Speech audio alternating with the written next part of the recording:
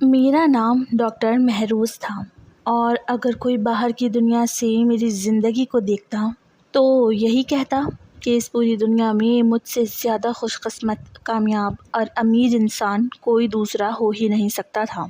میں شہر کے سب سے بڑے، نامور اور مہنگے ترین پرائیویٹ ہسپتال میں ایک سینئر ہارٹ سرجن کے طور پر کام کرتا تھا، جہاں لوگ مجھ سے اپنے مریضوں کا معائنہ کروانے اور آپریشن کی ایک تاریخ لینے کے لیے مہینوں لائنوں میں لگے رہتے تھے اور بڑے بڑے بااثر لوگوں کی سفارشیں ڈھونڈ کر لاتے تھے۔ اللہ نے مجھے دولت، عزت، شہرت اور سماجی مرتبے سے اس قدر نواز رکھا تھا کہ میرے گھر میں ہر وقت پیسے اور دنیا جہان کی آسائشوں کی ریل پیل رہتی تھی، اور میرے خاندان میں کسی بھی فرد کو کبھی کسی چیز کی کوئی کمی محسوس نہیں ہوئی تھی۔ میرا گھر شہر کے سب سے پوش اور مہنگے ترین علاقے میں واقع ایک عالی شان محل جیسا بنگلہ تھا، جس کے صدر دروازے پر سیکیورٹی گارڈ کا پہرا ہوتا تھا، اور اندر داخل ہوتے ہی نوکر چاکر ہر وقت ہاتھ باندھے میرے ایک اشارے کے منتظر کھڑے رہتے تھے۔ زندگی کی ہر چھوٹی بڑی سہولت میرے اور میرے گھر والوں کے قدموں میں ہر وقت حاضر رہتی تھی۔ میرے پاس دنیا کی مہنگی ترین برانڈڈ گاڑیاں تھیں، میرا اپنا ایک خاص اور شاہانہ لائف سٹائل تھا، اور سوسائٹی کے بڑے بڑے امیر بزنس مین اور بااثر حکومتی لوگ میرے ساتھ اٹھنا بیٹھنا اور دوستی رکھنا اپنے لیے ایک بہت بڑا اعزاز اور فخر سمجھتے تھے۔ میری بیٹیوں اور بیٹے کے تعلیمی اخراجات سے لے کر ان کے پہننے اوڑھنے کے غیر ملکی برانڈز تک، ہر چیز اتنی پرفیکٹ اور شاندار تھی کہ کوئی بھی عام انسان میری اس چمکتی دمکتی زندگی کو دیکھ کر رشک کرنے اور مجھ جیسا بننے کی تمنا کرنے پر مجبور ہو جاتا تھا۔ صرف مالی اور سماجی طور پر ہی نہیں، بلکہ خاندانی طور پر بھی دنیا کی نظر میں میرا ایک بہت ہی بھرا پورا، ہنستا کھیلتا اور مثالی خاندان تھا۔ میری 2 خوبصورت اور ذہین بیٹیاں تھیں، اور ایک اکلوتا بیٹا تھا جو اب دھیرے دھیرے جوانی کی دہلیز پر قدم رکھ رہے تھے، اور ان کی تربیت اور زندگی بھی دنیا کی بہترین اور مہنگی ترین سہولیات کے ساتھ بہت شاہانہ انداز میں گزر رہی تھی۔ دنیا کی نظر میں ڈاکٹر مہروز یعنی میں ایک ایسا مکمل اور کامیاب انسان تھا جس نے زندگی کے ہر میدان میں فتح حاصل کر لی تھی، اور جس کی زندگی میں کسی دکھ یا اداسی کا کوئی گزر نہیں تھا۔ لیکن اس چمکتی دمکتی ہائی کلاس سوسائٹی اور بے پناہ عمارت کے پردے کے پیچھے میری ذات کا ایک ایسا گہرا اور تاریک اندھیرا چھپا ہوا تھا جسے صرف میں ہی اپنے دل کے اندر ہر لمحہ محسوس کر سکتا تھا۔ امیر گھرانوں اور بہت زیادہ پیسے والے خاندانوں کا یہ ایک بہت ہی بڑا اور کڑوا المیہ ہوتا ہے کہ جہاں دولت اور شہرت ضرورت سے زیادہ آ جاتی ہے، وہاں اکثر سچے رشتے، محبت، خلوص اور اپنائیت بہت پیچھے چھوٹ جاتے ہیں، اور بدقسمتی سے یہی کچھ اس دور میں میری نجی اور گھریلو زندگی کے ساتھ بھی ہو رہا تھا، جس کا جان لیوا دکھ میں دنیا میں کسی بھی دوسرے انسان سے شیئر بھی نہیں کر سکتا تھا، اور اندر ہی اندر گھٹتا رہتا تھا۔ میری بیوی عالیہ ایک بہت ہی نامور اور امیر خاندانی پس منظر سے تعلق رکھتی تھی، اور اس کی پوری زندگی کا محور بس ہائی سوسائٹی کی فضول parties, club membership, fashion shows اور اپنی سہیلیوں کے ساتھ بیرون ملکوں کے دوروں اور گھومنے پھرنے میں مصروف رہنا تھا۔ عالیہ کے لیے اپنے اتنے بڑے گھر اور بنگلے کا مطلب صرف ایک ایسی جگہ بن کر رہ گیا تھا جہاں وہ رات گئے بڑی بڑی لیٹ نائٹ پارٹیز سے فارغ ہو کر اور تھک ہار کر صرف سونے کے لیے آتی تھی۔ دن کے وقت وہ کبھی شہر کے سب سے مہنگے بیوٹی پارلرز میں نظر آتی تو کبھی کسی بین الاقوامی برانڈ کی شاپنگ میں مصروف ہوتی تھی، اور شام ہوتے ہی وہ اپنے ہائی کلاس فرینڈز کے گروپ کے ساتھ کسی نہ کسی نئی تقریب یا 5 اسٹار ہوٹل کی رونق بن جاتی تھی۔ جب میں ہسپتال میں دن بھر کے مشکل آپریشنز اور سرجری سے فارغ ہو کر رات کو گھر لوٹتا تو مجھے اکثر یاد بھی نہیں آتا تھا کہ آخری بار ہم دونوں میاں بیوی نے کب ایک ساتھ بیٹھ کر سکون سے چائے کی ایک پیالی پی تھی، یا کب عالیہ نے ایک روایتی اور محبت کرنے والی بیوی کی طرح میرے پاس بیٹھ کر میری دن بھر کی تھکن اور پریشانیوں کے بارے میں پیار سے 2 لفظ پوچھے تھے۔ جب بھی وہ کبھی کبھار گھر پر موجود ہوتی بھی تو اس کا سارا دھیان یا تو اس کے قیمتی اسمارٹ فون پر ہوتا تھا یا پھر وہ اپنی امیر دوستوں کے ساتھ اگلی کسی بڑی پارٹی کی پلاننگ اور کپڑوں کے نئے نئے ڈیزائنز تیار کرنے میں لگی رہتی تھی، اور میری موجودگی اس کے لیے کوئی معنی نہیں رکھتی تھی۔ وقت بڑی تیزی سے گزرتا جا رہا تھا اور اس رفتار کے ساتھ عالیہ اب عمر رسیدہ ہو رہی تھی۔ وہ 3 جوان ہوتے بچوں کی ماں بن چکی تھی، لیکن اس کے باوجود اس کا لائف اسٹائل، اس کا اٹھنا بیٹھنا اور سوچنے کا انداز وہی 25 سال والی ایک بے فکر اور آزاد لڑکی جیسا تھا، جو صرف اور صرف اپنی ذات، اپنے حسن اور اپنی سوسائٹی کی جھوٹی واہ واہ میں مگن رہتی تھی۔ ڈھلتی عمر کے اس اثر اور عالیہ کی اس مسلسل بے رخی اور سرد مہری کی وجہ سے اب میرا دل بھی اپنی بیوی میں بالکل نہیں لگتا تھا، اور ہمارے درمیان میاں بیوی والا روایتی اور جذباتی تعلق تقریباً ختم ہو کر رہ گیا تھا، اور ہم ایک ہی چھت کے نیچے اجنبیوں کی طرح رہنے لگے تھے۔ جب وہ رات دیر گئے کسی پارٹی سے گھر آتی بھی تو مجھے اس کے اندر وہ اپنائیت، وہ سکون اور وہ خالص گھریلو محبت کبھی نظر نہیں آتی تھی جس کی تڑپ دنیا کے ہر مرد کے دل میں ہوتی ہے، اور جو ایک طویل اور تھکا دینے والے دن کے بعد کسی بھی شوہر کی سب سے بڑی ذہنی اور دلی ضرورت ہوتی ہے۔ مجھے اکثر ایسا لگتا تھا جیسے میں ایک بہت بڑے اور عالیشان محل کا ایک ایسا اکیلا بادشاہ ہوں جو باہر کی دنیا کے لیے تو بہت طاقتور، با اثر اور قابل رشک ہے، لیکن اپنے ہی گھر کے اندر وہ بالکل اکیلا، سنسان اور ویران زندگی گزارنے پر مجبور ہے، جہاں اس کا کوئی ہمدرد نہیں ہے۔ میں اپنی اس رلا دینے والی اندرونی تنہائی اور گھریلو مایوسی سے بچنے کے لیے دن بھر ہسپتال کی گہما گہمی، پیچیدہ آپریشنز اور غریب و امیر مریضوں کے علاج میں خود کو اس حد تک مصروف رکھتا تھا تاکہ گھر کے اس خاموش اور بیوی کی بے رخی سے اپنا دھیان ہٹا سکوں، لیکن دل کے کسی اندھیرے کونے میں ایک عجیب سی خالی جگہ بن چکی تھی جو مجھے اندر ہی اندر کھوکھلا کر رہی تھی، اور میں اپنی زندگی کے اس بے رنگی اور بے سکونی سے شدید اکتا چکا تھا۔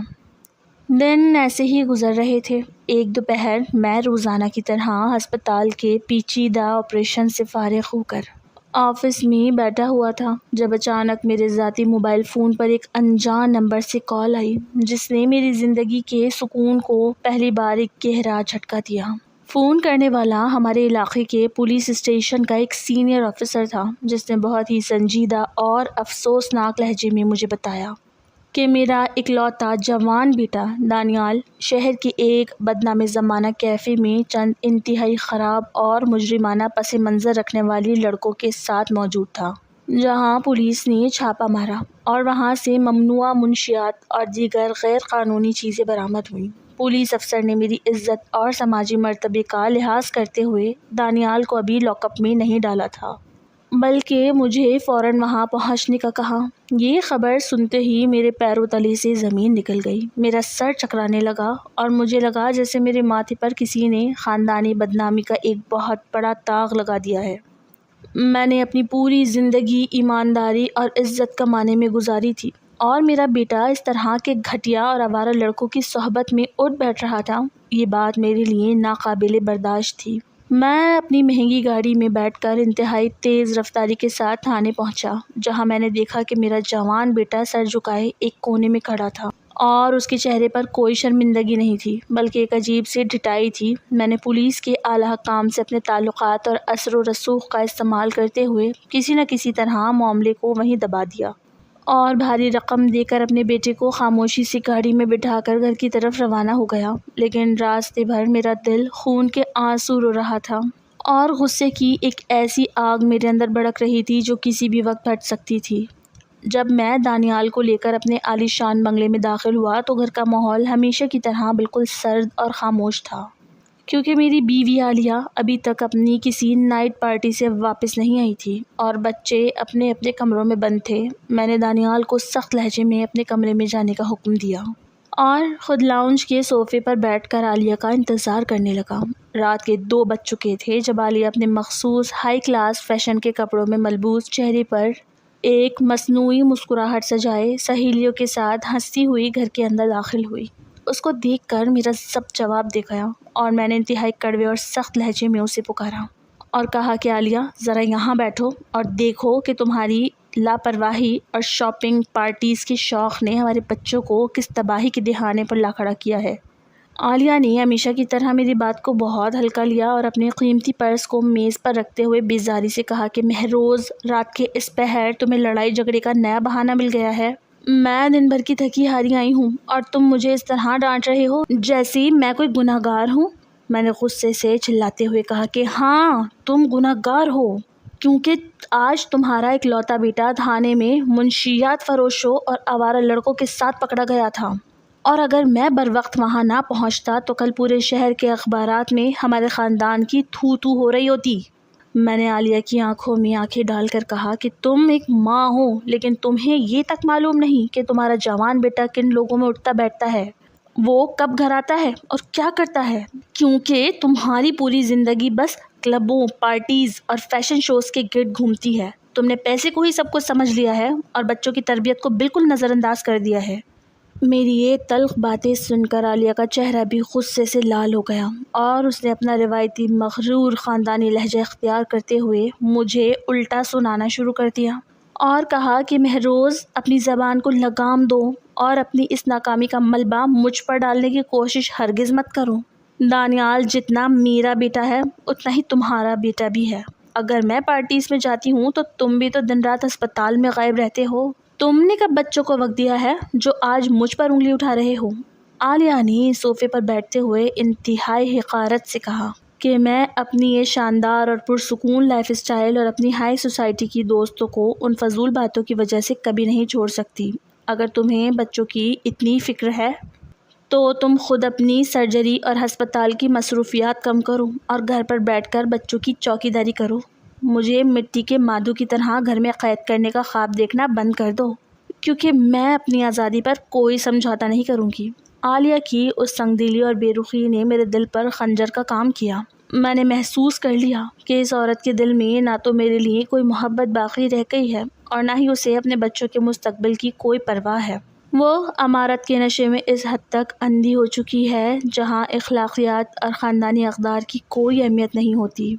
ہمارے درمیان یہ جھگڑا اس قدر بڑھ گیا کہ عالیہ نے غصے میں پیر پٹکتے ہوئے اپنے کمرے کا دروازہ اندر سے بند کر لیا اور میں اس سنسان اور عالیشان لاؤنج میں اکیلا کھڑا اپنی برباد ہوتی زندگی کے ملبے کو دیکھتا رہا۔ میری روح اس عورت کے طعنوں سے تڑپ اٹھی تھی اور مجھے اس گھر کے ماحول سے اس قدر گھٹن محسوس ہونے لگی کہ میرا دم نکلنے لگا۔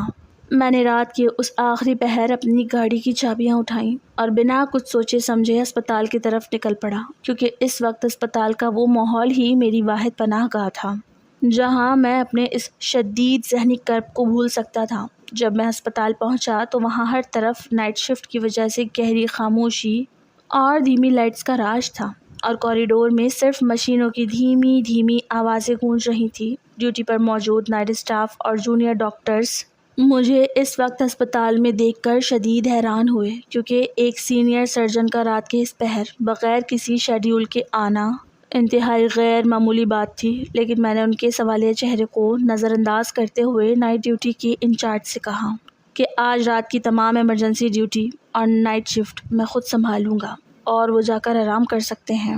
جونیئر ڈاکٹرز نے خوشی اور احترام کے ساتھ اپنی سیٹ میرے حوالے کر دی اور میں اپنے چیمبر میں جا کر بیٹھ گیا۔ لیکن میرے دماغ میں ابھی تک عالیہ کے وہ زہریلے الفاظ اور دانیال کا وہ بے شرم چہرہ گھوم رہا تھا جس نے مجھے اندر سے بالکل کھوکھلا کر دیا تھا، اور میں اسی ذہنی اذیت میں مبتلا تھا کہ اچانک ہسپتال کا ایمرجنسی الارم بڑی تیزی سے بجنے لگا اور کوریڈور میں نرسوں اور وارڈ بوائے کی بھاگ دوڑ کی آوازیں آنے لگیں۔ ایک نرس نے بڑی افراتفری کے عالم میں میرے چیمبر کا دروازہ کھولا اور ہانپتے ہوئے بتایا کہ سر، باہر ایمرجنسی میں ایک انتہائی تشویشناک حالت میں مریضہ کو لایا گیا ہے جس کا شدید ایکسیڈنٹ ہوا ہے اور اس کی نبض بہت مدھم چل رہی ہے اور اسے فوراً ICU کے ایک مخصوص پرائیویٹ وارڈ میں شفٹ کیا جا رہا ہے جہاں اس کی زندگی بچانے کے لیے فوری طبی امداد کی ضرورت ہے۔ میں نے اپنے ذاتی دکھوں کو ایک طرف جھٹکا اور اپنے پیشے کی ذمہ داری کو سنبھالتے ہوئے فوراً اپنے چیمبر سے نکلا اور اس وارڈ کی طرف بڑھا جہاں ایک مریضہ کو لایا گیا تھا۔ جب میں وارڈ کے اندر داخل ہوا تو وہاں دھیمی نیلی لائٹ جل رہی تھی اور بیڈ پر وہ پراسرار مریضہ بالکل بے ہوش لیٹی ہوئی تھی، جس کے چہرے پر ایک بڑا آکسیجن ماسک لگا ہوا تھا جو اس کے پورے چہرے کو چھپائے ہوئے تھا، جس کی وجہ سے میں اس کا چہرہ دیکھنے سے بالکل قاصر تھا۔ اس مریضہ کے جسم پر ہسپتال کا مخصوص لوز لباس تھا، لیکن جیسے ہی میں نے اس کا معائنہ کرنے کے لیے اس کے دل کی دھڑکن کو چیک کرنے کا فیصلہ کیا تو میری نظر اس کے سینے پر پڑی، جہاں لباس کے تھوڑے کھلے حصے سے اس کا بالکل گورا دودھیا مرمری بدن صاف نظر آ رہا تھا، اور سب سے زیادہ حیران کن اور جان لیوا چیز اس کے گول سینے پر عین دل کے مقام پر موجود ایک گہرا کالا تل تھا جو اس کے اس سفید بدن پر کسی ستارے کی طرح چمک رہا تھا۔ اس تل کو دیکھتے ہی میرے حواسوں پر ایک عجیب سا سحر طاری ہو گیا اور میرے اندر کا وہ غصہ اور تھکن جیسے پل بھر میں غائب ہو گئی۔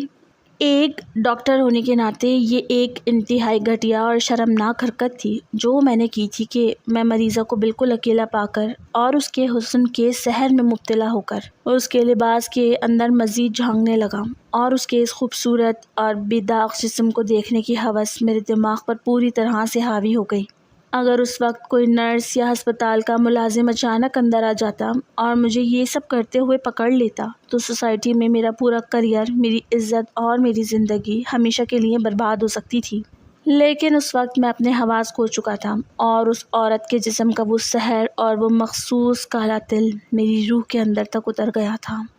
اس سے پہلے کہ ہسپتال کا کوئی دوسرا عملہ یا ڈاکٹر اندر داخل ہوتا، میں نے جلدی سے اپنے کانپتے ہاتھوں سے اس کا لباس درست کیا، لیکن اس کے سینے پر موجود اس تل کا وہ سحر اور وہ منظر میرے دماغ پر اس طرح نقش ہو گیا کہ مجھے لگا جیسے میں اب کبھی بھی اس سحر سے باہر نہیں نکل پاؤں گا۔ میں نے ہانپتے ہوئے اپنے آپ کو اس وارڈ سے دور کیا، جیسے کسی جلتی ہوئی آگ سے بھاگ رہا ہوں۔ میرا دل سینے سے باہر نکلنے کو بے تاب تھا اور ماتھے پر پسینے کے قطرے نمودار ہو چکے تھے۔ ایک سینئر سرجن جس کی عزت کی قسمیں شہر بھر میں کھائی جاتی تھیں، آج اپنے ہی ہاتھوں اپنی اخلاقی موت کا ارتکاب کر چکا تھا۔ میں بھاگتا ہوا اپنے چیمبر میں پہنچا اور دھڑام سے کرسی پر گر گیا۔ کمرے کی ٹھنڈک بھی مجھے سکون نہ دے سکی۔ وہ کالا تل، وہ دودھیا جلد اور وہ لمحہ، سب کچھ میری آنکھوں کے سامنے ایک فلم کی طرح گھوم رہا تھا۔ میں نے اپنی آنکھیں سختی سے بند کر لیں، لیکن وہ منظر پیچھا نہیں چھوڑ رہا تھا۔ کیا میری زندگی، میری دولت اور میرا یہ عالیشان مرتبہ اس اخلاقی گراوٹ کا متحمل ہو سکتا تھا؟ میں نے وہیں میز پر سر رکھ دیا، مگر نیند مجھ سے کوسوں دور تھی۔ اس رات مجھے احساس ہوا کہ میں جس محل میں رہ رہا ہوں وہ گھر نہیں بلکہ ایک جیل ہے، اور میں اس کا سب سے بڑا قیدی ہوں۔ میں نے فیصلہ کر لیا کہ اب میں اس گھر واپس نہیں جاؤں گا جہاں عالیہ جیسی خود پرست عورت میرا انتظار کر رہی ہے، بلکہ شاید وہ میرا انتظار ہی نہیں کر رہی تھی۔ رات اسی کرب اور اضطراب میں کٹ گئی۔ صبح ہوتے ہی ہسپتال کا معمول کا ہنگامہ شروع ہو گیا۔ میں نے خود کو کام کی بھٹی میں جھونک دیا۔ میں نے یکے بعد دیگرے کئی مشکل آپریشنز کیے، جسے میری مہارت ہی وہ واحد چیز تھی جو مجھے پاگل پن سے بچا سکتی تھی۔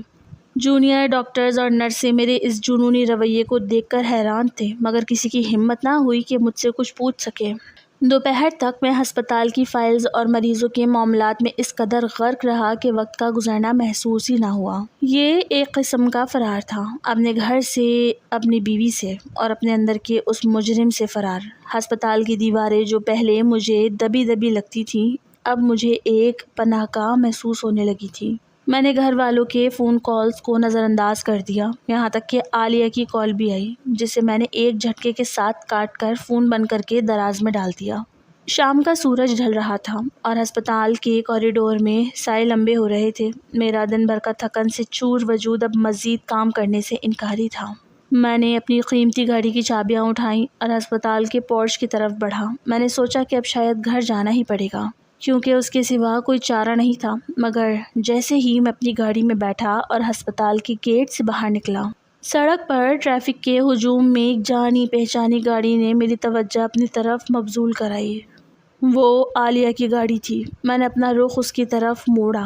ارادہ یہ تھا کہ شاید وہ بھی ہسپتال کے قریب کسی کام سے آئی ہوگی، لیکن جیسے ہی میں قریب پہنچا میری نظریں جم کر رہ گئیں۔ عالیہ کی گاڑی ایک سنسان مگر مہنگے ریسٹورانٹ کے قریب پارک تھی۔ جس کی کھڑکیاں سیاہ رنگ کی فلم سے ڈھکی ہوئی تھی۔ میں نے دور سے ہی دیکھا کہ عالیہ ڈرائیونگ سیٹ کے ساتھ والے نشست پر براجمان تھی اور اس کے ساتھ ایک نوجوان وجیح اور خوش لباس مرد بیٹھا تھا۔ میں نے اپنی گاڑی کچھ فاصلے پر روکی اور دوربین کی نظروں سے دیکھنا شروع کیا۔ وہ دونوں جس قربت میں تھے اس نے میرے جسم میں آگ لگا دی۔ عالیہ جو میرے لیے ہمیشہ سرد مہری کی ایک دیوار بنی رہی، اس شخص کے ساتھ کھلکھلا کر ہنس رہی تھی۔ وہ اس کے ہاتھ پر اپنا ہاتھ رکھے ہوئی تھی اور اس کے چہرے پر وہ شوخی اور چمک تھی جو میں نے برسوں سے نہیں دیکھی تھی۔ ان کی حرکات و سکنات کسی بھی طرح ایک دوستانہ ملاقات کا تاثر نہیں دے رہی تھی۔ میرا خون کھول اٹھا تھا۔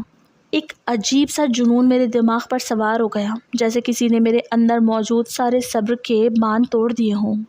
میں گاڑی سے باہر نکلا اور دیوانہ وار ان کی طرف لپکا، لیکن جیسے ہی میں چند قدم آگے بڑھا، عالیہ کی گاڑی تیزی سے اسٹارٹ ہوئی اور مڑ کر دوسری سمت کو بھاگ نکلی۔ میں وہیں سڑک کے بیچوں بیچ کھڑا رہ گیا۔ میرے ارد گرد دنیا گھوم رہی تھی، میری بیوی، جس کے لیے میں نے دنیا کمائی، جس کی ہر خواہش کو میں نے اپنا فرض سمجھا، آج کسی اور کی باہوں میں تھی۔ میری غیرت، میرا غرور، میرا سارا وقار ریزہ ریزہ ہو چکا تھا۔ میرے ہاتھ کانپ رہے تھے اور میری آنکھوں میں آنسو نہیں بلکہ انتقام کی آگ تھی۔ میں واپس اپنی گاڑی کی طرف بھاگا۔ عالیہ کا پیچھا کرنے کا خیال آیا لیکن پھر رک گیا۔ میں نے اپنی گاڑی کا رخ دوبارہ اسپتال کی طرف موڑ لیا۔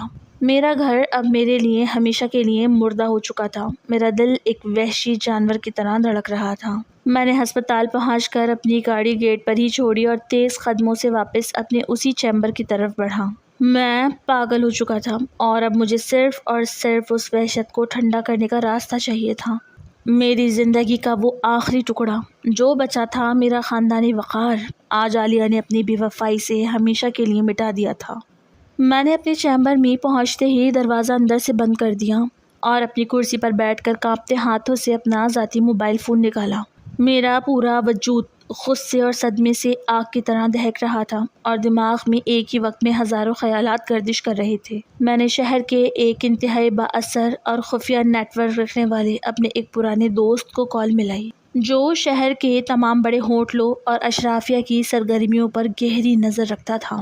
میں نے اپنی آواز کو قابو میں رکھتے ہوئے اس سے کہا کہ مجھے عالیہ کی تمام خفیہ مصروفیات اور اس کے ملنے جلنے والے لوگوں کی مکمل تفصیلات فوری طور پر چاہیے اور اس کام کے لیے رقم کی کوئی پرواہ نہیں ہونی چاہیے۔ میرے دوست نے میری الفاظ میں چھپے طوفان کو محسوس کر لیا اور مجھے تھوڑی دیر انتظار کرنے کا کہہ کر فون بند کر دیا۔ وہ آدھا گھنٹہ میری زندگی کا سب سے طویل اور اذیتناک گھنٹہ تھا۔ میں اپنے چیمبر میں چکر کاٹ رہا تھا اور میرا دل سینے میں دھول کی طرح اڑ رہا تھا۔ سوسائٹی میں میری عزت، میرا خاندانی نام، میرا وقار سب داؤ پر لگا ہوا تھا اور میں اس اندھیرے سچائی کا سامنا کرنے کے لیے خود کو تیار کر رہا تھا جو اب میرے سامنے آنے والی تھی۔ اچانک میرے فون پر پیغامات کی بوچھاڑ شروع ہو گئی اور میرے دوست نے کئی خفیہ فائلز، ہوٹلوں کے ریکارڈز اور ہائی ڈیفینیشن تصاویر کا ایک بھاری بہت بڑا ذخیرہ مجھے بھیج دیا۔ جب میں نے ان فائلوں کو کھولنا شروع کیا تو میرے پاؤں تلے سے زمین ہی نکل گئی۔ وہ سچائی میری سوچ سے بھی زیادہ خوفناک اور گھناؤنی تھی۔ عالیہ صرف کسی ایک مرد کے ساتھ تعلقات میں نہیں تھی بلکہ اس کی پوری زندگی ایک دلدل بن چکی تھی۔ اس ریکارڈ سے معلوم ہوا کہ وہ شہر کی مہنگے ترین 5 اسٹار ہوٹلوں میں باقاعدگی سے نائٹ پارٹیز کے بہانے جاتی تھی، جہاں اس کا اٹھنا بیٹھنا شہر کے بڑے بڑے امیر بزنس مینوں، سیاستدانوں اور بااثر شخصیات کے ساتھ تھا۔ وہ دولت اور اثر و رسوخ کے نشے میں اس حد تک آگے بڑھ چکی تھی کہ اس نے ہوٹلوں کے مخصوص VIP سویٹس اپنے نام پر یا اپنے ان امیر دوستوں کے نام پر بک کروا رکھے تھے جہاں وہ راتیں گزارتی تھی۔ بات صرف امیر لوگوں تک ہی محدود نہیں تھی بلکہ تصاویر کا ایک ایسا سلسلہ بھی تھا جس نے میرے پورے وجود کو جھنجھوڑ کر رکھ دیا۔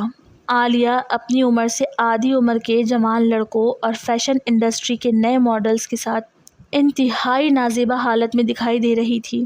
ان جوان لڑکوں کو وہ مہنگی گاڑیاں، برانڈڈ گھڑیاں اور بے پناہ پیسہ فراہم کرتی تھی تاکہ وہ اس کی خود پسندی اور ہوس کو پورا کر سکیں۔ تصاویر میں اس کے چہرے پر موجودہ وہ بے باک مسکراہٹ اور ان جوان لڑکوں کے ساتھ اس کی قربت دیکھ کر میرا خون کھول اٹھا۔ میری غیرت نے مجھے اندر سے کاٹ کر رکھ دیا۔ میں نے سوچا کہ میں اس شہر کا اتنا نامور ڈاکٹر ہوں جس کے سامنے لوگ ہاتھ باندھ کر کھڑے ہوتے ہیں، اور میری اپنی بیوی سوسائٹی کے ان گندے اور عیاش حلقوں میں میری عزت کا جنازہ نکال رہی ہے۔ میرا دماغ مکمل طور پر پاگل ہو چکا تھا اور میرے اندر کا انسان مر رہا تھا۔ میں نے سوچا کہ میں کیوں اس عورت کی خاطر اخلاقیات کا لبادہ اوڑھے ہوئے ہوں، کیوں میں نے اپنی پوری زندگی اصولوں اور ایمانداری کے نام کرتی، جبکہ میری اپنی شریک حیات مجھے اس قدر ذلیل کر رہی تھی۔ اگر وہ میرے ساتھ اتنی بڑی غداری کر سکتی ہے تو میں کیوں سچائی اور پاک دامنی کا ٹھیکیدار بنا پھروں؟ میرے اندر کا سارا صبر اور خاندانی وقار کا بھرم ایک پل میں راکھ ہو گیا، اور میری جگہ ایک تاریک اور بے رحم انسان نے لے لی جو اب کسی بھی حد کو پار کرنے کے لیے تیار تھا۔ اس شدید ذہنی پاگل پن اور وحشت کے عالم میں اچانک میرے چیمبر کی ریڈ لائٹ جلنے لگی، اور ایمرجنسی بزر کی تیز آواز نے کمرے کی خاموشی کو توڑ دیا۔ نرسنگ ڈیسک سے ایک نرس کی انتہائی گھبرائی ہوئی آواز آئی کہ سر، بیڈ نمبر 7 والی اس ایکسیڈنٹ کی مریضہ کی حالت اچانک بہت خراب ہو رہی ہے۔ اس کا بلڈ پریشر تیزی سے گر رہا ہے اور دل کی دھڑکن بے ترتیب ہو رہی ہے۔ آپ کو فوراً ICU کے اس پرائیویٹ وارڈ میں پہنچنا ہوگا۔ یہ خبر سنتے ہی میرا اندر کا تاریک انسان بیدار ہو گیا۔ مجھے لگا جیسے وہ مریضہ نہیں بلکہ میری اس وحشت کو ٹھنڈا کرنے کا ایک ذریعہ تھی جو مجھے اپنی طرف بلا رہی تھی۔ میں نے اپنے چہرے پر ایک مصنوعی سنجیدگی سچائی، اپنے سفید کوٹ کو درست کیا اور تیز قدموں سے کوریڈور کو پار کرتے ہوئے اس مخصوص پرائیویٹ وارڈ کی طرف بڑھا۔ جب میں اندر داخل ہوا تو وہاں ایک نرس مشینری کو سنبھالنے کی کوشش کر رہی تھی اور مریضہ بیڈ پر بے ہوش لیٹی تھی۔ اس کے چہرے پر اب بھی وہ بڑا آکسیجن ماسک لگا ہوا تھا جس کی وجہ سے اس کا چہرہ چھپا ہوا تھا۔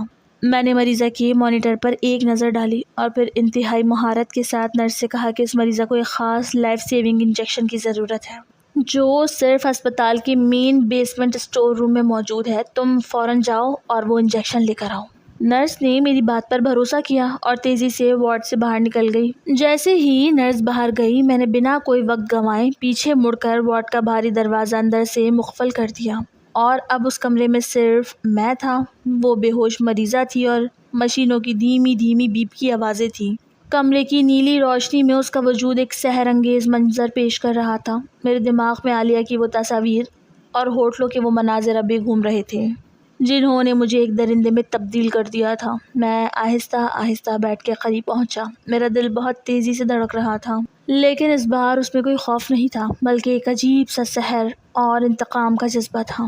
میں نے جان بوجھ کر اس کے چہرے کی طرف نہیں دیکھا کیونکہ اس کا وہ آکسیجن ماسک مجھے اس کے چہرے سے دور رکھ رہا تھا، اور میرا مقصد اس کا چہرہ دیکھنا تھا ہی نہیں۔ میری تمام تر توجہ اس کے گول سینے پر موجود اس جان لیوا کالے تل پر مرکوز تھی جو اس کے سفید بدن پر چمک رہا تھا۔ میں نے اپنے کانپتے ہوئے ہاتھ آگے بڑھائے اور بہت دھیمے سے اس کے لوز ہسپتال کے لباس کے اوپر سے اس کے سینے کو چھوا جہاں وہ تل موجود تھا۔ اس کے جسم کی تپش میرے ہاتھوں کے راستے میری روح تک اترنے لگی۔ میں نے اپنے ہاتھوں کی حرکت کو آہستہ آہستہ بڑھانا شروع کیا اور اس کے لباس کے اندر ہاتھ لے جا کر اس کے اس نازک اور مرمری وجود کو محسوس کرنے لگا۔ یہ لمس ایک ڈاکٹر کا مشاہدہ نہیں تھا بلکہ ایک زخمی اور پاگل مرد کی اپنے اندر کی آگ کو ٹھنڈا کرنے کا طریقہ تھا۔ میں نے اس کے چہرے کو چھوئے بغیر اپنے ہاتھوں کا رخ اس کے نچلے دھڑ کی طرف موڑ دیا اور بہت ہی محتاط اور دھیمے انداز میں اس کے جسم کے نچلے حصوں کو چھونا اور محسوس کرنا شروع کر دیا۔ اس کا بے ہوش وجود میرے ہر لمس کو خاموشی سے قبول کر رہا تھا اور مشینوں کی آوازیں اس اندھیرے کھیل کی گواہ بن رہی تھیں۔ میں اس کے جسم کی ساخت اور اس کی گرمی میں اس حد تک کھو گیا کہ مجھے وقت اور جگہ کا کوئی ہوش نہ رہا۔ عالیہ کی دی ہوئی ذلت اور ہوٹلوں کا وہ غلیظ سچ اب اس پراسرار عورت کے جسم کے سحر کے پیچھے چھپتا جا رہا تھا۔ میں نے اس کے وجود کے ساتھ کھیلتے ہوئے اپنے اندر کی ساری بھڑاس اور نفرت کو اس خاموش اور بے خبر جسم پر اتارنا شروع کر دیا، اور ہر گزرتے لمحے کے ساتھ میں اس تاریک دلدل میں مزید گہرا اترتا چلا جا رہا تھا جہاں سے واپسی کا کوئی راستہ نہیں تھا۔ اس کا بے ہوش وجود میرے ہاتھوں کی گرفت میں تھا۔ میں نے ایک وحشی کی طرح اس کے جسم کو اپنے ہاتھوں اور لبوں سے پامال کرنا شروع کیا۔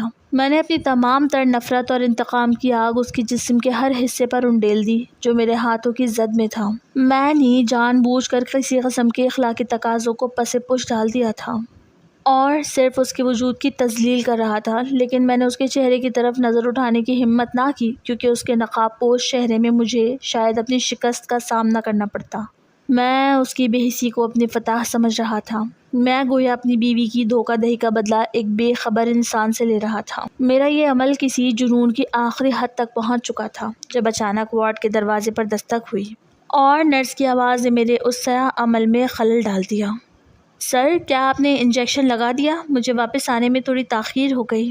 نرس کی آواز دروازے کے باہر سے آئی تھی اور اس نے دروازہ کھولنے کی کوشش کی، جس کی وجہ سے میں جھٹکے سے پیچھے ہٹا اور اپنے آپ کو سنبھالنے کی کوشش کی۔ میں نے جلدی سے اپنے کپڑے اور اس مریضہ کے لباس کو درست کیا جس پر میں اپنی ہوس کا غبار اتار چکا تھا۔ میں نے اپنے چہرے سے پسینہ صاف کیا اور انتہائی پرسکون اور پیشہ ورانہ انداز میں دروازہ کھولا۔ نرس اندر داخل ہوئی تو اس کی نظریں میری طرف اٹھی، لیکن میں نے اسے کوئی موقع نہیں دیا۔ میں نے اس کے ہاتھ سے انجیکشن لیا اور انتہائی پھرتی سے مریضہ کے بازو میں پیوست کر دیا اور اسے دوائی کے اثرات کے بارے میں کچھ ہدایات دے کر وہاں سے تیزی سے باہر نکل آیا۔ کوریڈور میں چلتے ہوئے میرا دل تیزی سے دھڑک رہا تھا، لیکن میرے اندر ایک عجیب سی شفقانہ اطمینان تھا کہ میں نے اپنی بیوی کے کیے کا بدلہ کسی نہ کسی طرح لے لیا ہے۔ جیسے ہی میں اپنے چیمبر کے قریب پہنچا، میرا فون بجنے لگا۔ اسکرین پر میری چھوٹی بیٹی کا نمبر جگمگانے لگا۔ میں نے ہچکچاہٹ کے ساتھ فون اٹھایا تو دوسری طرف سے میری بیٹی کے رونے کی آواز آئی۔ بابا، آپ کہاں ہیں؟ آپ ابھی تک گھر کیوں نہیں آئے؟ میں نے خاموشی اختیار کی تو وہ سسکیاں لیتے ہوئے بولی، بابا، آپ ہی 2 دن پہلے اپنی سہیلیوں کے ساتھ ٹرپ پر جانے کا کہہ کر نکلی تھی، لیکن آج ان کی سہیلیوں کا فون آیا ہے کہ وہ تو ایئرپورٹ پہنچی ہی نہیں تھی اور ان کی سہیلیوں نے سمجھا کہ شاید وہ نہیں جا رہی، اسی لیے وہ سب چلی گئی۔ ماما کا بھی کچھ اتا پتہ نہیں ہے وہ کہاں گئی ہیں۔ ہمیں یہاں گھر پر بہت ڈر لگ رہا ہے، آپ پلیز گھر جلدی آ جائیں۔ بیٹی کے ان الفاظ نے میرے دماغ میں ایک دھماکہ کر دیا۔ ٹرپ پر گئی ہوئی بیٹی ایئرپورٹ ہی نہیں پہنچی، اور عالیہ، جس کے بارے میں مجھے پتہ چلا کہ وہ ہوٹلوں میں عیاشی کر رہی ہے، وہ بھی غائب تھی۔ میرا خون سرد پڑ گیا۔ کیا میری بیٹی کے ساتھ کوئی حادثہ ہو گیا یا اس کا بھی تعلق عالیہ کی اس گندی زندگی سے ہے؟ میں نے بغیر کسی سے کچھ کہے اسپتال کے گیٹ کی طرف دوڑ لگائی۔ گاڑی میں بیٹھتے ہی میں نے اسے پوری رفتار سے سڑک پر ڈال دیا۔ میں اپنی عالیشان گاڑی کو سڑک پر موجود دوسری گاڑیوں کے درمیان سے ایسے نکال رہا تھا جیسے کوئی پاگل انسان سڑک پر دوڑ رہا ہو۔ مجھے اپنے ارد گرد کی دنیا نظر نہیں آ رہی تھی، صرف اپنی بیٹی کی وہ روتی ہوئی آواز کانوں میں گونج رہی تھی جس میں خوف اور مایوسی کا درد چھپا ہوا تھا۔ گھر پہنچ کر میں نے گاڑی گیٹ پر ہی چھوڑی اور بنگلے کے اندر بھاگتا ہوا داخل ہوا۔ گھر کا اندرونی ماحول کسی قبرستان کی طرح ویران تھا۔ نوکر ادھر ادھر گھبراہٹ میں بھاگ رہے تھے اور میری دوسری بیٹی اور بیٹا لاؤنج میں صوفے پر بیٹھے زار و قطار رو رہے تھے۔ مجھے دیکھتے ہی وہ میری طرف لپکے۔ بابا، آپ ہی کا فون بند آ رہا ہے اور ماما کا بھی، کچھ پتہ نہیں چل رہا۔ آپ کو تو پتہ ہے وہ جب بھی کہیں جاتی ہیں تو ان کی واپسی کا کوئی پتہ نہیں ہوتا۔ میں نے ان کو تسلی دینے کی کوشش کی، لیکن میرا اپنا وجود کانپ رہا تھا۔ میں سیدھا عالیہ کے کمرے کی طرف بھاگا جہاں اس کی الماری کھلی پڑی تھی اور کچھ قیمتی زیورات اور نقد غائب تھی۔ مجھے احساس ہو گیا کہ عالیہ صرف غائب نہیں ہوئی تھی بلکہ وہ گھر چھوڑ کر جا چکی ہے اور اپنے پیچھے ہم سب کو تباہی کے دہانے پر چھوڑ گئی ہے۔ میں نے اسی وقت اپنے دوست کو دوبارہ فون کیا اور اسے کہا کہ میری بیٹی کی لوکیشن ٹریس کرے کیونکہ وہ ٹرپ پر نہیں پہنچی تھی اور عالیہ بھی غائب ہے۔ میری دنیا ایک ہی لمحے میں مکمل طور پر تباہ ہو چکی تھی۔ جس گھر کو میں نے اپنی ساری زندگی دے کر بنایا تھا وہ اب ایک بے معنی ڈھانچہ بن چکا تھا اور میں اس میں کھڑا اپنی بیٹیوں کے مستقبل کے بارے میں سوچ کر لرز رہا تھا۔ میں رات بھر شہر کی سڑکوں پر دیوانہ وار اپنی گاڑی دوڑاتا رہا۔ میں نے اپنی بیٹی کے ان تمام دوستوں اور سہیلیوں کے گھروں پر دستک دی جن کے ساتھ اس کا پروگرام بنا تھا، مگر ہر جگہ سے مجھے وہی جواب ملا کہ وہ ٹرپ پر نہیں پہنچی۔ میری بیٹی کا فون جو پہلے کچھ دیر کے لیے مسلسل بند جا رہا تھا، اب مکمل طور پر جواب دے رہا تھا۔ اس کا پورا سامان، اس کے کپڑے، اس کا لیپ ٹاپ، سب کچھ اس کے کمرے سے غائب تھا، جیسے وہ کسی طویل سفر پر جانے کی تیاری کر کے نکلی ہو، مگر اس کا ایئرپورٹ پہنچنا ہی معمہ بن گیا تھا۔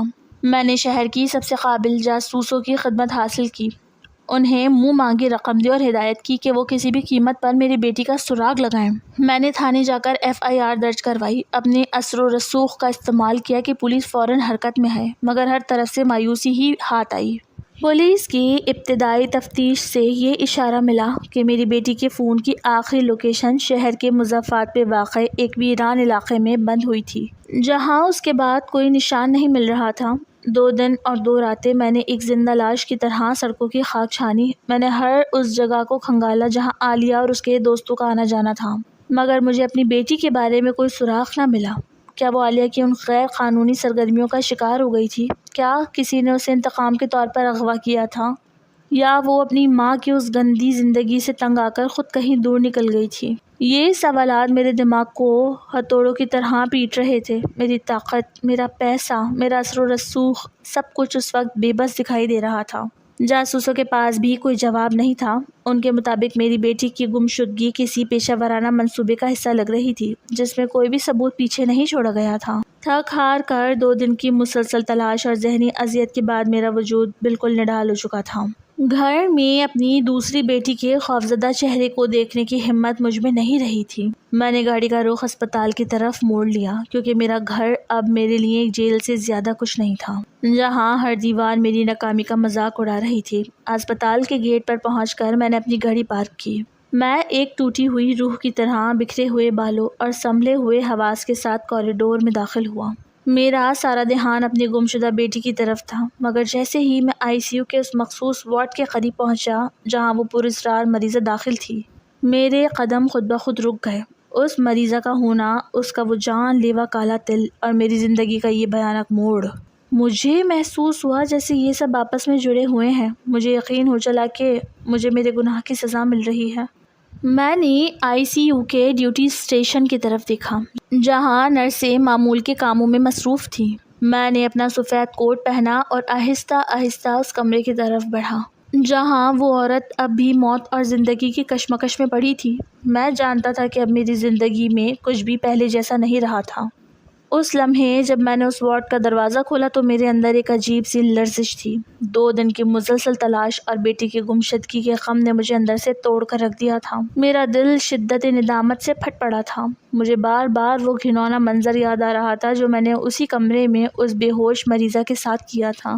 ایک ڈاکٹر ہو کے، ایک باپ ہو کر میں نے کس قدر پستی کا ارتکاب کیا تھا۔ میں نے وہی کھڑے کھڑے خدا کے حضور دل ہی دل میں توبہ کی۔ میری آنکھوں سے آنسو روا تھے اور میرا وجود کانپ رہا تھا۔ میں نے سوچا کہ شاید میری اسی بدکاری کی سزا مجھے میری بیٹی کی گمشدگی کی صورت میں مل رہی ہے۔ میں آہستہ قدموں سے اس کے قریب گیا۔ امید تھی کہ شاید اس کے ہوش میں آنے سے پہلے مجھے اپنی بیٹی کے بارے میں کوئی سراغ مل جائے گا۔ کمرے کی نیلی روشنی کو میں نے تبدیل کر کے سفید تیز روشنی کر دی تاکہ اسے بہتر طریقے سے دیکھ سکوں۔ وہ اب بھی ساکت پڑی تھی۔ اس کے چہرے پر وہی آکسیجن ماسک لگا ہوا تھا جو اس کے آدھے چہرے کو چھپائے ہوئے تھا۔ میں نے کانپتے ہاتھوں سے اس کے چہرے پر لگے اس ماسک کو آہستہ سے ہٹایا تاکہ میں اس کے چہرے کو دیکھ سکوں، لیکن جیسے ہی میں نے ماسک ہٹایا وہ میرے ہاتھ سے چھوٹ کر زمین پر گرا۔ میری دنیا ساکت ہو گئی، میرا دل دھڑکنا بھول گیا اور میری سانسیں میرے گلے میں اٹک گئیں۔ وہ چہرہ، وہ زخمی چہرہ جس پر خون کے خشک دھبے تھے اور جو حادثے کی شدت سے بری طرح سوج چکا تھا، وہ کسی انجان عورت کا نہیں تھا۔ میری آنکھیں پھٹی کی پھٹی رہ گئیں۔ وہ میری بیٹی تھی، میری لاڈلی اکلوتی بیٹی جس کی تلاش میں میں 2 دن سے سڑکوں کی خاک چھان رہا تھا۔ وہ یہاں اس ہسپتال کے ICU میں پڑی تھی۔ موت اور زندگی کی کشمکش میں میری چیخ گلے میں ہی دب کر رہ گئی۔ وہ درد، وہ صدمہ، وہ احساس جرم، سب کچھ ایک ساتھ مجھ پر ٹوٹ پڑا۔ جس مریضہ کو میں نے ایک انجان وجود سمجھ کر پامال کیا تھا، جس کے ساتھ میں نے اپنی ہوس اور انتقام کی آگ بجھانے کے لیے وہ گھٹیا حرکت کی تھی، وہ میری اپنی بیٹی تھی۔ اسی لمحے مجھے محسوس ہوا جیسے میرے وجود پر بجلی گر گئی ہو۔ میں نے اپنے ہی ہاتھوں سے اپنی بیٹی کی تذلیل کی تھی۔ میری آنکھوں کے سامنے اندھیرا چھانے لگا۔ میں نے اس کے چہرے کو چھوا تو وہ ٹھنڈا پڑ رہا تھا۔ میں نے اسے پکارنا چاہا لیکن میرے ہونٹ خشک ہو چکے تھے۔ میں ایک ایسا باپ تھا جس نے اپنی ہی بیٹی کی عزت کو اپنے ہاتھوں پامال کیا تھا۔ میں وہی فرش پر گر گیا اور اسپتال کے اس خاموش وارڈ میں میری ہچکیاں گونجنے لگیں۔ یہ میری زندگی کی سب سے بڑی سزا تھی۔ عالیہ کی بے وفائی، میری اپنی اخلاقی گراوٹ اور اب میری بیٹی کی یہ حالت۔ میں ایک ایسے بھنور میں پھنس چکا تھا جہاں سے نکلنے کا کوئی راستہ نہیں تھا۔ میں نے اپنی بیٹی کے چہرے کو سینے سے لگایا اور زار و خطار رونے لگا، لیکن وہ اب بھی بے ہوش تھی۔ شاید اسے یہ معلوم بھی نہیں تھا کہ اس کا اپنا باپ اس کے ساتھ کیا ظلم کر چکا ہے۔ 2 دن تک میں اپنی بیٹی کے سرہانے بیٹھا رہا۔ میری زندگی کا ہر لمحہ اب ایک سزا بن چکا تھا۔ میں نے اپنے گناہ کے بوجھ کو اپنے سینے میں دفن کر لیا تھا اور اس بات کا پختہ ارادہ کر لیا تھا کہ یہ راز میرے ساتھ یہ قبر میں جائے گا۔ میری آنکھیں خشک ہو چکی تھی اور میرا وجود ایک پتھر کی طرح ساکت تھا۔ 2 دن کی مسلسل تڑپ اور دعاؤں کے بعد آخر کار اس کی انگلیوں میں جنبش ہوئی اور اس نے آہستہ آہستہ اپنی آنکھیں کھولی۔ جیسے ہی اس نے مجھے دیکھا اس کی آنکھوں میں آنسو آ گئے۔ وہ انتہائی کمزوری کی حالت میں تھی مگر اس نے مجھے دیکھ کر ہلکی سی مسکراہٹ کے ساتھ بات کرنا شروع کی۔ بابا، میں نے سوچا تھا کہ میں اپنی سہیلیوں کو سرپرائز دوں گی اور بنا بتائے ان کے ٹرپ کے راستے میں شامل ہو جاؤں گی۔ میں اپنی گاڑی میں اکیلی ہی ان کی طرف روانہ ہوئی تھی مگر راستے میں کچھ لٹیروں نے مجھے گھیر لیا۔ انہوں نے مجھ سے میرا فون، زیورات اور سب کچھ چھین لیا۔ میں خوفزدہ ہو کر واپس گھر کی طرف مڑ گئی تاکہ آپ کو سب بتا سکوں، لیکن راستے میں شدید بارش اور تاریکی کی وجہ سے میری گاڑی کا توازن بگڑا اور وہ گہری کھائی میں جا گری۔ اس کے بعد مجھے کچھ یاد نہیں کہ میں وہاں سے اسپتال کیسے پہنچی۔ اس کی یہ معصوم سی بات سن کر میرے دل پر خنجر چل رہے تھے۔ میں نے اپنے آنسوؤں کو زبردستی روکا اور اسے سینے سے لگایا۔ میری بیٹی اس وحشت سے بالکل بے خبر تھی جو میں نے اس کے بے ہوش وجود کے ساتھ کی تھی۔ میں نے اسے یقین دلایا کہ اب سب ٹھیک ہے اور میں اسے اپنے ساتھ گھر لے آیا۔ گھر پہنچ کر پتہ چلا کہ عالیہ گھر کا سارا سامان اور دولت لے کر کسی اور کے ساتھ ہمیشہ کے لیے فرار ہو چکی ہے۔ اس کے جانے کا مجھے اب کوئی دکھ نہیں تھا کیونکہ میری دنیا تو پہلے ہی تباہ ہو چکی تھی۔ اب میری زندگی کا واحد مقصد صرف اور صرف اپنے بچوں کی دیکھ بھال اور ان کا مستقبل سنوارنا رہ گیا تھا۔ میں نے اپنے بچوں کے گرد ایک ایسی ڈھال بنا لی تھی جس میں کسی اور کو داخل ہونے کی اجازت نہیں تھی۔ میں نے اس رات خاموشی سے خود سے وعدہ کیا کہ میں اپنی بیٹی کو کبھی یہ نہیں بتاؤں گا کہ اس کے باپ نے اس کی بے ہوشی کا فائدہ اٹھا کر اس کے ساتھ کتنی بڑی ذلت کی تھی۔ یہ میری زندگی کا وہ تاریک ترین راز تھا جو مجھے اب پوری عمر ایک زندہ لاش بنا کر جینا تھا۔ میں نے اپنے بچوں کو سنبھالا اور اپنی زندگی کے باقی دن ان کی خوشیوں کے لیے وقف کر دیے، لیکن دل کے کسی گوشے میں وہ کالا تل اور وہ رات اب بھی میرے وجود کو اندر سے دیمک کی طرح چاٹ رہی تھی۔